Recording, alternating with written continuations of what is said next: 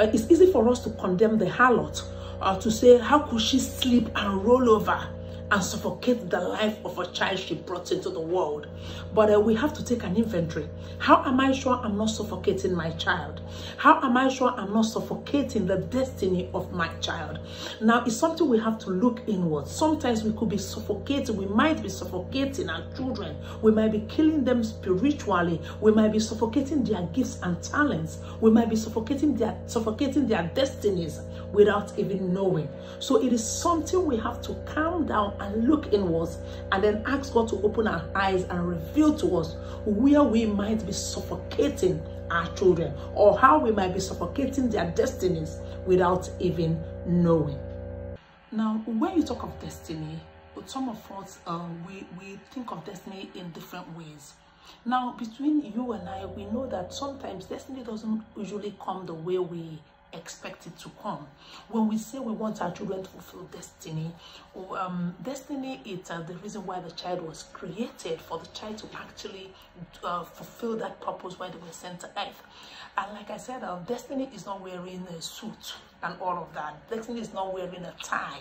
Okay, destiny is not work. Destiny is not work. Okay, now for destiny is generational. Anything when it has to do with destiny, it has to be something that you would have done that long after you are gone. It is still speaking. The reason why you came to this earth to actually like add value, something that will outlive you, to complete the earth, or to make the earth complete because of that thing that you carry. And this can show in different expressions, but sometimes as parents we mistake destiny with work. Okay, now when we're sending our children to school, I as a parent and other parents, what you have in mind is, oh, this child will finish school, this child will get a great job, this child will live very comfortable, will live comfortably, take care of themselves, take care of me when I'm old, and just live a fabulous life. That's what we see. And that when we're thinking about this, what this is a career, it's a job, it's professions, not destiny. Okay, so though destiny can also be tied back to that, but in most cases, when we're sending them to school and all of that, we're pumping in money, pumping in, all we're just saying is that they'll finish school, get a great job, or start that great thing that they'll be doing, and it's phenomenal. But most times, to tell you the truth, destiny is not like that. Destiny is deeper than that. And sometimes when destiny comes, destiny does not come in the kind of container. It does not come the way we've already packaged it in our mind. Sometimes when the destiny is coming, it's not what we want to see. And you can't say to your child, oh, I raised you, I spent so much money, thousands and thousands of naira or dollars or pounds, and then you want to tell me that what you want to stay is that you want to go to a community to build a school for less privileged. Not that. You're not even going to a place where you're being recognized and all. This is just an example, you know. So the destiny most times is not usually how we what we think. So I need us to understand when we talk about how our carelessness as parents can actually suffocate the destinies of our children.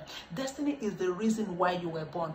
Now I talk about destiny a lot. I'm passionate about it because I understand what it means to live in your purpose and not to live in your purpose.